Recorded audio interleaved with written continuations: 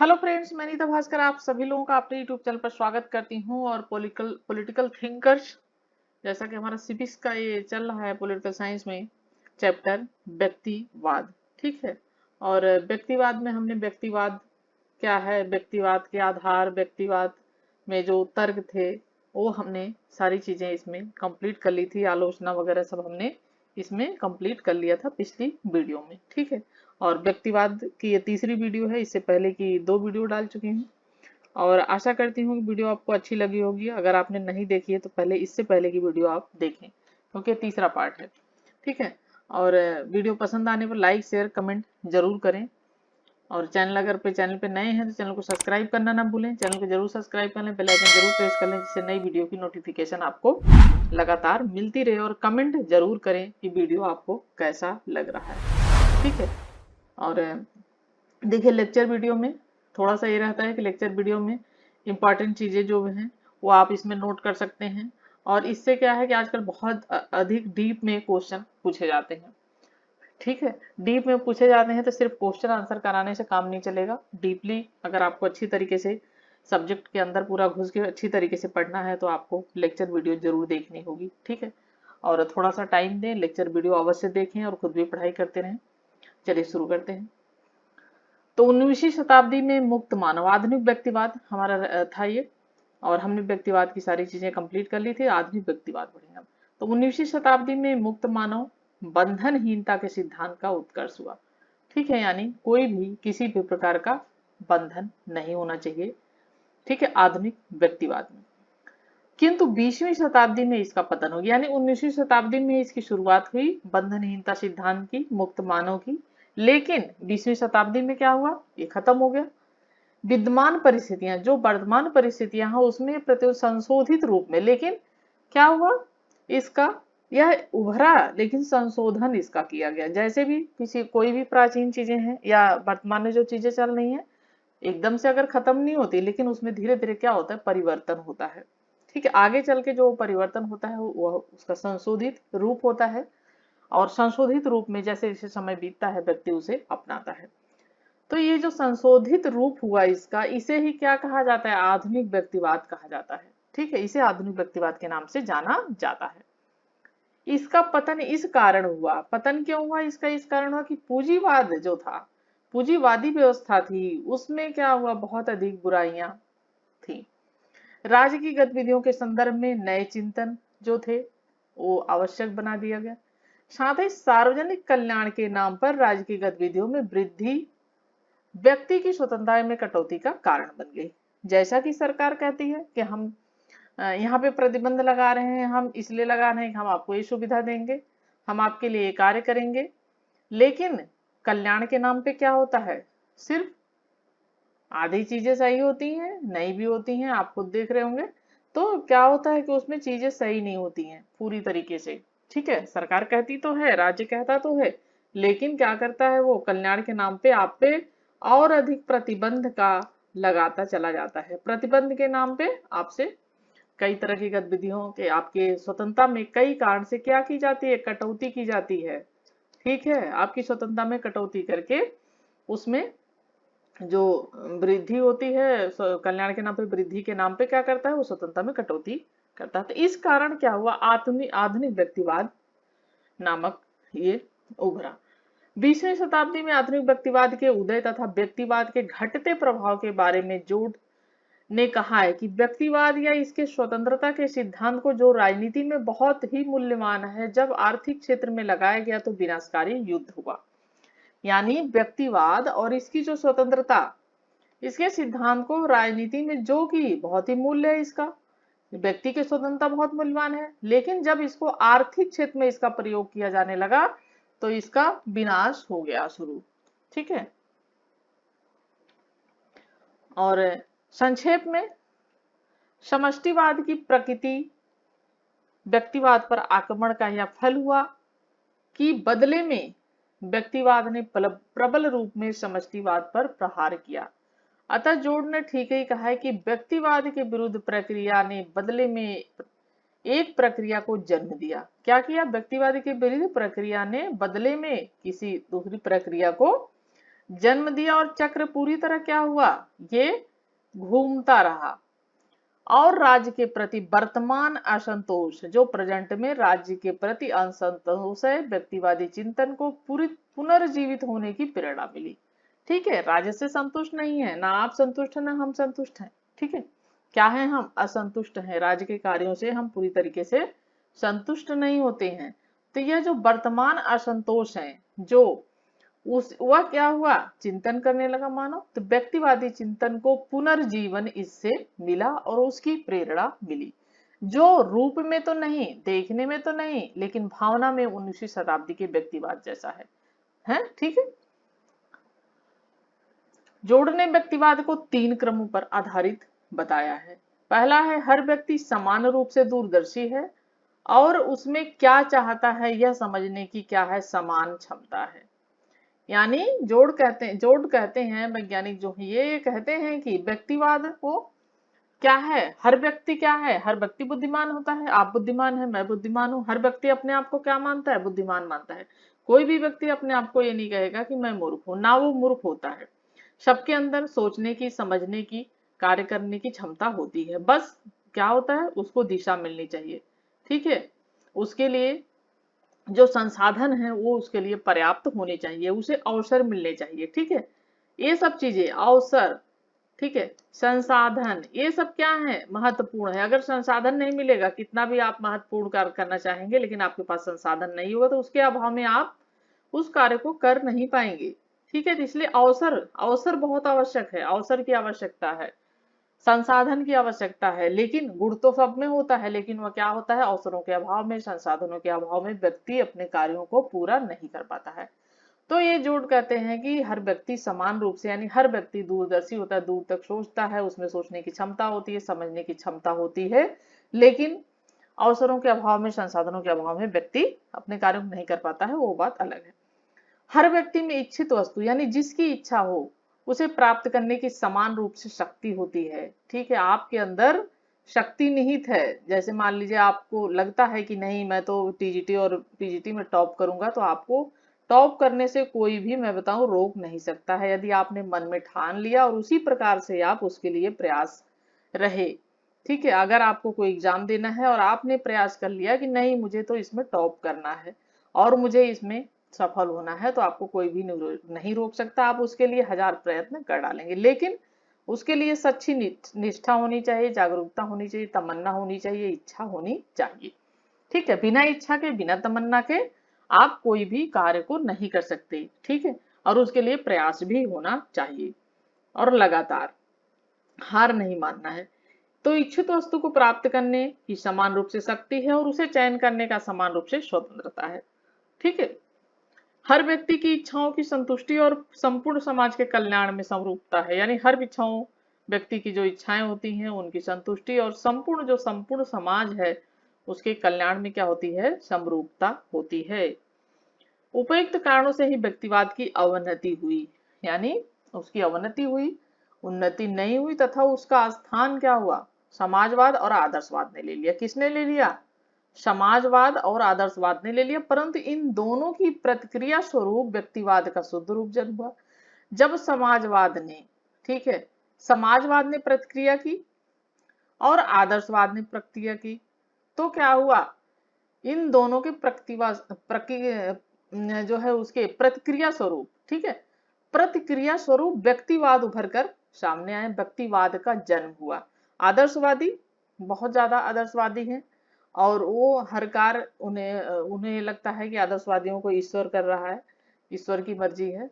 तो आदर्शवादी बहुत ज्यादा उसमें रहते हैं कि सब कार्य ईश्वर के द्वारा हो रहा है, ईश्वर कर्म जो भाग्य में है वो चीजें हो रही हैं। और समाजवादी पूरे समाज को लेके चलता है। लेकिन व्यक्तिवादी सिर्फ एक व्यक्ति, अकेला व्यक्ति अपने विचारों का चिंतन करता है, अपने विचारों को जन्म देता है। तो व्यक्तिवाद का शुद्ध रूप का इन दोनों की प्रतिक्रियाओं से जन्म हुआ। ठीक है, आधुनिक तथा 19वीं शताब्दी के बाद में अंतर है। जहां 19वीं शताब्दी में व्यक्तिवाद राज्य की तुलना में व्यक्ति को अधिक महत्व देता था। 19वीं शताब्दी में जब व्यक्तिवाद की शुरुआत हुई, व्यक्तिवाद की भावना का, व्यक्ति की भावना का उत्पत्ति हुई, तो उस समय व्यक्ति को अधिक महत्व दिया जाता था। क्योंकि पहले क्या हुआ कि शुरुआत में आपने पढ़ा होगा कि मनुष्य क्या था, मनुष्य जानवरों की तरह एक तरीके से झुंड में रहता था, कबीले में रहता था।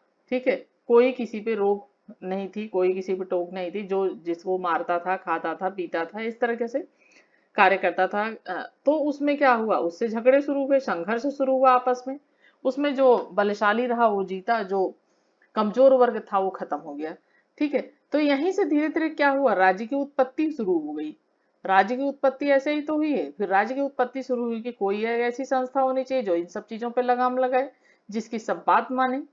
तो इस वजह से उसका शुरू, लेकिन धीरे धीरे क्या हुआ, राज्य अपनी मनमानी करने लगा। ठीक है, राज्य अपने मन की करने लगा, तो फिर व्यक्तिवाद का उदय हो गया। ठीक है, व्यक्ति को लगा कि तो राज्य सब कुछ अपनी मर्जी से करवा रहा है, सब कुछ हम इसके मर्जी से करेंगे, हमारा तो कोई महत्व ही नहीं। तो इसी भावना से व्यक्तिवाद की उत्पत्ति हो गई, तथा राज्यों के अन्य संस्थाओं की भांति एक संस्था मानता है। ठीक है, आधुनिक व्यक्तिवाद समुदाय तथा संस्थाओं को भी अधिक महत्व देता है। ठीक है, अपने साथ साथ एक व्यक्ति के साथ साथ समुदाय को भी महत्व देता है, संस्थाओं को भी महत्व देता है व्यक्ति। क्योंकि व्यक्तिवाद क्या है, दूसरे भी व्यक्ति की भावना की जो है आदर करता है, सम्मान करता है। आधुनिक व्यक्तिवाद की विचारधारा बहुलवादी विचारधारा के काफी समीप है। ठीक है, बहुलवादी विचारक भी इसी तरीके की भावना रखते हैं। आधुनिक व्यक्तिवाद की उत्पत्ति के लिए निम्न घटकों को प्रेरक माना जा सकता है, जो वर्तमान आधुनिकवाद है।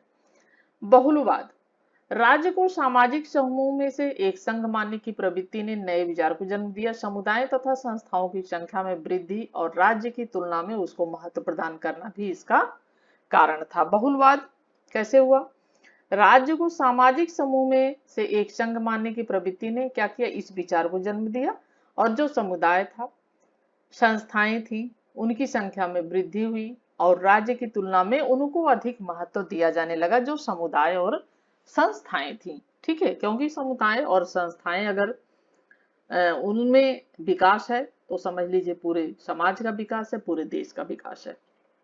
ठीक है, सेकंड है समष्टिवाद। कब है, राज्य की गतिविधियों के क्षेत्र में वृद्धि को पहले वांछित माना गया और जब उसे शंका की दृष्टि से देखा जाने लगा।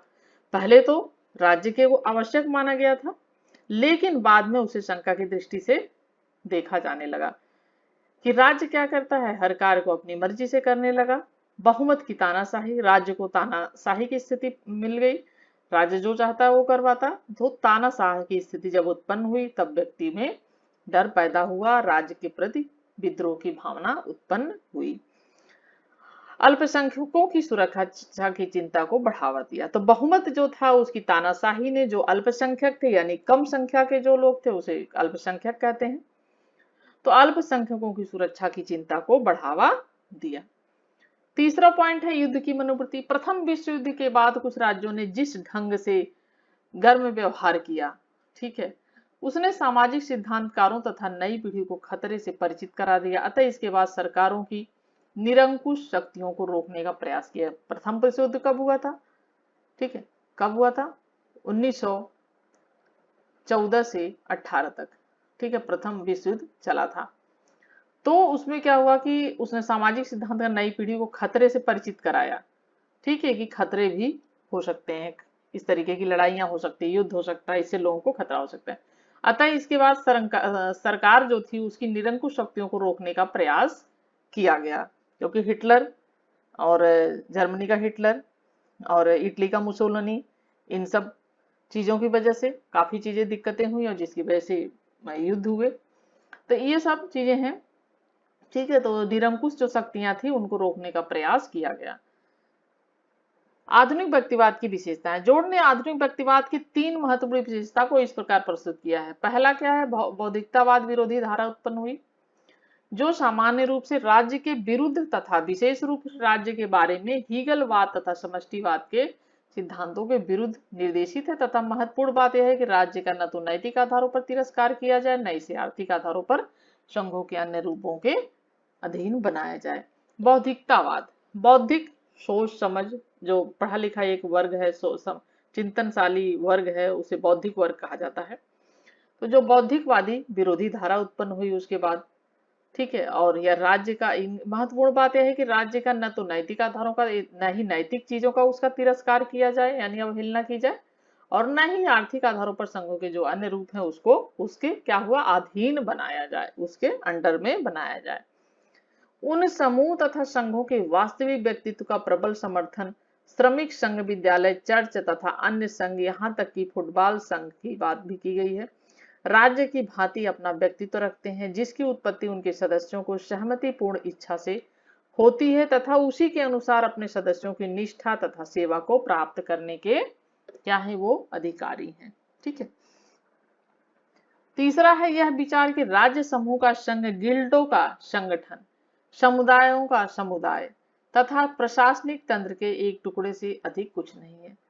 यह भी विचार हुआ कि जो राज्य समूह है उसका संघ है वो क्या है, एक समुदायों का संगठन है, गिल्डों का संगठन है, और प्रशासनिक तंत्र के एक टुकड़े से टुकड़ा है, सिर्फ एक प्रशासनिक जो तंत्र है उसका राज्य क्या है, एक टुकड़ा है और उससे अधिक कुछ भी नहीं है, जो परस्पर टकराने वाले समूहों के बीच विवादों को समायोजित करने तथा गतिविधियों में संबंध में स्थापित करने के लिए क्या है, ये उपयोगी है ये।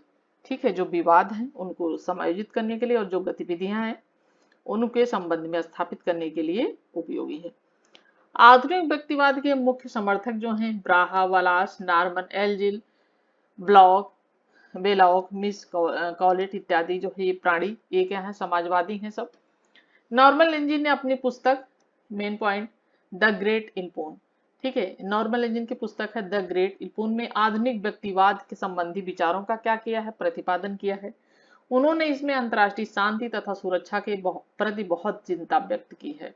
द ग्रेट इल्पोन में उनके विचार में राज्य बढ़ती हुई गतिविधि का अधिकतम भयानक रूप महायुद्ध में भाग लेना है। उनका क्या कहना है कि जो राज्य की बढ़ती गतिविधियां हैं उससे उसका रूप क्या है, वो महायुद्ध में, महायुद्ध है एक तरीके से। इससे मानव की स्वतंत्रता को बचाने के लिए जरूरी है कि व्यक्ति में नया चिंतन विकसित हो। तो जो गतिविधियां राज्य की बढ़ती हुई वह एक युद्ध का रूप ले रही हैं और इस महायुद्ध से बचाने के लिए क्या है कि मानव को चिंतनशील होना चाहिए। ठीक है, तो चिंतन उनका विकसित हो। एंजल के अनुसार राज्य मात्र प्रशासकीय तंत्र है। एंजल क्या कहते हैं, नॉर्मल एंजल, कि राज्य क्या है, सिर्फ एक प्रशासनिक तंत्र है तथा वह कहता है कि एक समय ऐसा आएगा जबकि राष्ट्रीय राज्य आर्थिक आधार पर निर्मित अंतरराष्ट्रीय संघ में विलीन हो जाएगा।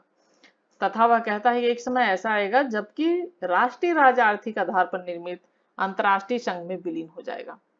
एंजल के अनुसार सभी मनुष्य आर्थिक हितों पर आधारित एक सामान्य चेतना से बने हैं। वह राष्ट्रीय संघ के स्थान पर आर्थिक संघों की स्थापना की बात करता है। एंजल कहता है कि लोगों के लिए अधिक लाभप्रद है कि वे अपने आप को ऐसे सार्वभौमिक आर्थिक संघ का सदस्य समझे जिसकी प्रमुख विशेषता क्या है, शांति है। एंजल कहता है कि लोगों के लिए जरूरी है या लाभप्रद है कि वह अपने आप को एक आर्थिक संघ का, सार्वभौमिक संघ, आर्थिक संघ का सदस्य समझे जिसकी प्रमुख विशेषता क्या है, शांति होनी चाहिए। ठीक है, ग्राहम वलास ने अपनी पुस्तक द ग्रेट सोसाइटी, ठीक है, इंपॉर्टेंट पॉइंट है, नोट करें, द ग्रेट सोसाइटी किसकी पुस्तक है, ग्राहम वलास की। ठीक है, सत्ता के विकेंद्रीकरण के सिद्धांत का प्रतिपादन किया, सत्ता के विकेंद्रीकरण का, ठीक है, यानी उसे भागों में बांटा।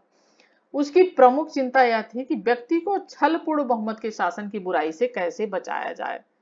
ठीक है, यानी बहुमत का शासन जब आता है तो सरकार अपनी मनमर्जी करती है, कोई भी बिल, कोई भी विधेयक को पास करवा लेती है, तो इससे कैसे रोका जाए, इनका कहना था। बिलास ने आगे कहा, प्रादेशिक प्रतिनिधित्व के आधार पर गठित संसद से युक्त आधुनिक केंद्रीय राज्य जनता की इच्छा की अभिव्यक्ति के लिए काफी प्रभावशाली उपकरण नहीं है।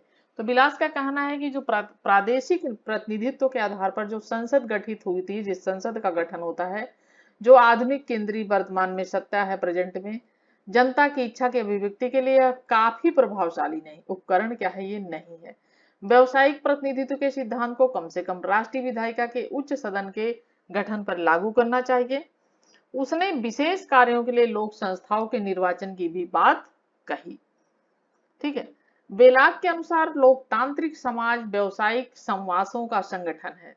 वह कहता है कि प्रजातांत्रिक प्रणाली तभी सफल हो सकती है जबकि व्यवसायिक समाजों के द्वारा सामाजिक जीवन को नियंत्रित किया जाए। तो बेलाक कहता है कि लोकतांत्रिक जो समाज है व्यवसायिक समाजों का क्या है, एक संगठन है। और प्रजातांत्रिक प्रणाली तभी सफल हो सकती है जब व्यवसायिक जो समाज है उनके द्वारा सामाजिक जीवन को क्या किया जाए, व्यवसायिक समाज द्वारा सामाजिक जीवन को नियंत्रित किया जाए।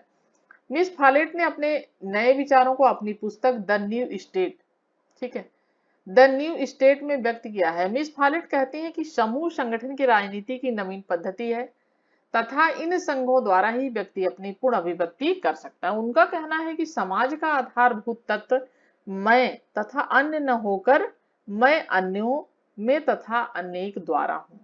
ठीक है, क्या है ये, मैं अन्यों में तथा अनेक द्वारा हूँ। ये इंपॉर्टेंट पॉइंट होते हैं, यही सब पूछा जाता है। देखिए किसने कहा है, ये इस तरीके से आ जाएगा, परिभाषा किसकी है, इस तरह अन्य बुक्स के नाम, ये सब चीजें आती हैं। ठीक है, और अब हम इसका निष्कर्ष पढ़ लेंगे और ये जो हमारा व्यक्तिवाद चैप्टर था आज खत्म हो जाएगा। इसके बाद नेक्स्ट चैप्टर मेरा उदारवाद होगा। निष्कर्ष रूप में यही कहा जा सकता है कि आधुनिक व्यक्तिवाद का 19वीं शताब्दी के पुराने व्यक्तिवाद जैसा अपना स्वतंत्र स्थान नहीं है। तो निष्कर्ष में कह सकते हैं कि जो आधुनिक व्यक्तिवाद है उसका जो पहले वाला व्यक्तिवाद था 19वीं शताब्दी वाला, जो राज्य के खिलाफ था और व्यक्ति की स्वतंत्रता चाहता था, राज्य की आवश्यकता नहीं महसूस करता था। तो आज का जो व्यक्तिवाद है, आधुनिक व्यक्तिवाद है, वह क्या है, वह इसके जैसा नहीं है।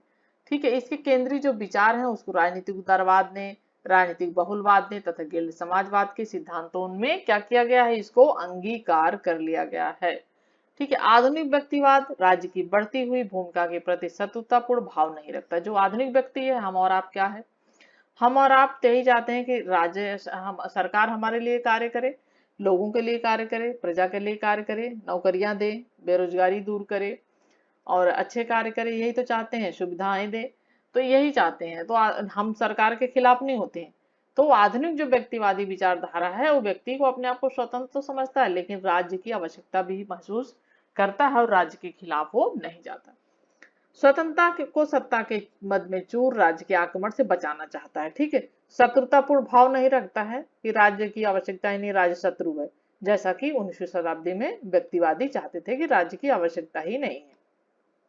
ठीक है, तो ये कहते हैं कि जो राज्य है वो स्वतंत्रता की सत्ता में चूर है, तो वो उसके आक्रमण से सिर्फ अपने आप को बचाना चाहते हैं और एक कंट्रोल चाहते हैं कि राज्य भी कंट्रोल में रहे। इस तरीके से अपने विचारों को आप चिंतनवादी जो है अपने विचारों को इस तरीके से लाते रहे, राज्य का थोड़ा विरोध करें बौद्धिक तरीके से, उसकी अवगुणों का विरोध करें बौद्धिक तरीके से, लेकिन उससे कोई भी सत्ता पर व्यवहार ना रखें, क्योंकि इनके इस गुण को सकारात्मक उदारवाद ने भी अपना लिया। अतः इसे इस तथ्य के बावजूद वही नाम देना बेहतर होगा, क्योंकि सकारात्मक उदारवाद में प्रजातांत्रिक समाजवाद का सार निहित है।